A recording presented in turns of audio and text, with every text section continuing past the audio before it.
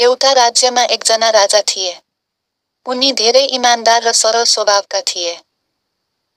राजा सधैँ दुखी र गरिब जनताको सहायता गर्थे। जनताले उनलाई धेरै माया गर्थे। राजाको एकमात्र छोरा थियो राजकुमार। तर ऊ एकदम घमण्डी र अभिमानी थियो। एक दिन राजकुमारले बाटोमा एक गरिबको झुपडी देख्यो। रिसले त्यो झुपडी भत्काइदियो।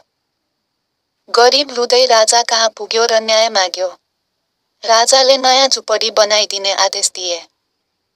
तर राजकुमारले त्यो नयाँ झुपडी पनि भत्काइदियो। यो देखेर राजा निकै रिसाए।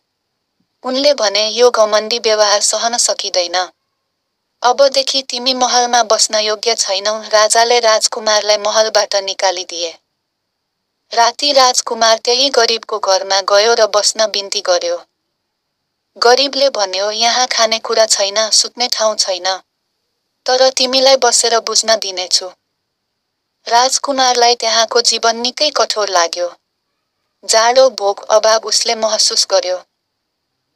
उसले आफूसँग भएको सुन बेचेर खाना ल्यायो। सुन सकिएपछि ऊ पछुतायो। एक दिन राजा आफै त्यहाँ पुगे। छोरालाई देखेर भने, अब तिमीले जनताको पीडा बुझेछौ।